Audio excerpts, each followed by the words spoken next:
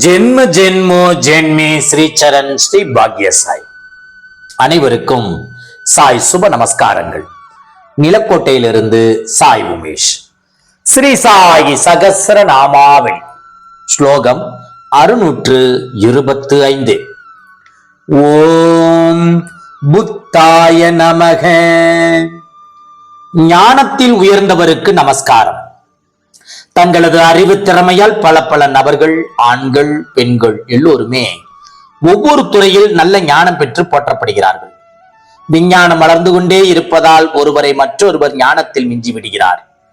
எந்த ஒரு ஞானத்தை பெற்றுவிட்டால் எல்லா ஞானமும் கிட்டு விடுகிறதோ அந்த ஞானத்தை மிஞ்சி அதை விட உயர்வான எந்த ஞானத்தின் பெற வாய்ப்பு இல்லையோ அந்த ஞானமே மிக உயர்ந்ததாகும்.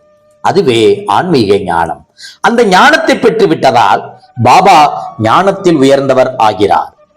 பகவத்கீதை, பாகவதம், ஸ்ரீராமாயணம் போன்ற எந்த ஒரு புராணமாகிலும் ஞானேஸ்வரி, ஏக்நாத் பாகவதம், பாவர்த்த ராமாயணம் போன்ற மராத்தி கிரந்தங்களானாலும் ஈசாவாஸ்ய உபநிடதம் போன்ற வேதாந்த ஞானமாகிலும் பாபா எல்லாவற்றையும் அறிந்து விளக்கமளிப்பதை காண்கிறோம்.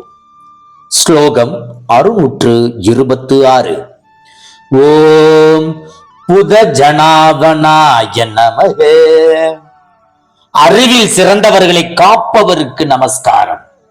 ஸ்ரீ சாயி தம்மை அண்டி வந்தவர்கள் அனைவரையுமே, ஏன் வராதவர்களையும் கூட காத்து வந்தார் என்பது யாவரும் அறிந்ததே. அப்படியானால் ஏன் குறிப்பாக அறிவாளிகளை காப்பவர் என பாபா போற்றப்படுகிறார்? ஏனெனில் அவர்களை தான் வித்யாகர்வம் ஆட்கொண்டு பலருடைய அசூயையை பெற்று தருவதோடு அவர்களுடைய ஆன்மீக முன்னேற்றத்தை தடை செய்து விடுகிறது. இந்த வகையில் பாபா பலரை அவர்கள் அறியாமலேயே காப்பாற்றி இருக்கிறார்.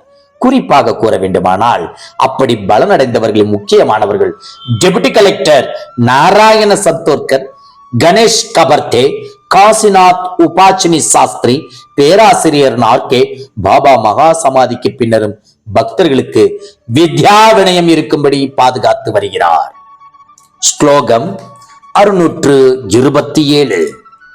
ஓம் பிருகத் பந்த விமோக்த்ரே நமக. அகந்தை போன்ற பெரும் பந்தங்களில் இருந்து பக்தர்களை விடுவித்தவருக்கு நமஸ்காரம். காமம், குரோதம், லோபம், மோகம், மதம், ஆச்சரியம் எனும் புலன்களின் வழியாக ஜீவர்கள் கட்டுண்டு மாறி மாறி வரும் இன்ப துன்பங்கள், சுகதுக்கங்கள் போன்ற இரட்டைகளுள் ஊசலாடுகின்றனர். பிறப்பு, இறப்பு எனும் சம்சாரம் எனும் பெரும் பந்தத்தின் அங்கங்கள் புலன்கள் கட்டுப்படுத்தும் பந்தங்கள்.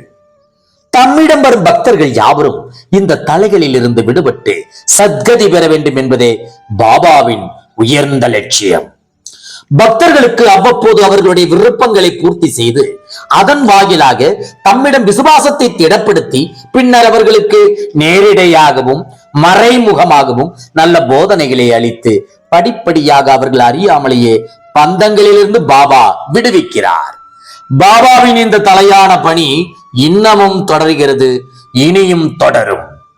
ஸ்லோகம் 628. ஓம் பிருகத் பாரவகக்ஷமாய நமக. மிக பெரும் சுமைகளையும் தாங்குபவருக்கு நமஸ்காரம். பாபாவின் சாசனங்களில் முக்கியமானது ஒன்று. ஒருவன் தனது சுமைகளை என் மீது இறக்கிவிட்டு என்னையே நினைத்திருப்பானாயில் நான் அவனுடைய எல்லா பொறுப்புகளையும் ஏற்றுக்கொள்கிறேன். சில சமயங்களில் அவர்களுக்கு பெரிய குடும்பம், குறைந்த வருமானம், தீராத நோய், குடும்பத்தில் உள்ளோரை மாறி மாறி தாக்குவது, இன்னும் பலவித கவலைகள். பாபா தம்மை பரிபூரணமாக நம்பி இருப்பவர்களை அதிசயத்தக்க வகையில் அவருடைய சுமைகளை ஏற்று நிம்மதி அடைய செய்கிறார். நானா சந்தோர்கர் ஜாம்னேர் என்ற ஊரில் பிரசவ வேதனையால் அவஸ்தைப்படும் மகளை பற்றி கவலைப்படுகிறார். சீரடியிலிருந்து ஒருவர் மூலம் உதி அனுப்பி சுகப்பிரசவமாக செய்கிறார். குறிப்பிட்ட நேரத்தில் பெரும் கடன் தொகையை எப்படி திருப்பி கொடுப்பது என்று கவலைப்பட்ட தீட்சித்திற்கு ஒரு நண்பர் மூலம் தேவையான பணம் கிடைக்க செய்கிறார்.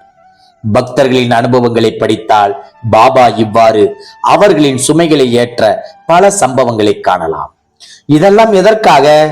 அவர்களிடமிருந்து மிக பெரும் சுமையான சம்சார பந்தத்தை இறக்கி வைத்து அருள்பாலிக்கும் நோக்கமே. ஜெய் குரு சாய். நற்பவி சாய்ராமா. ஜெய் குரு தேவ தத்தா.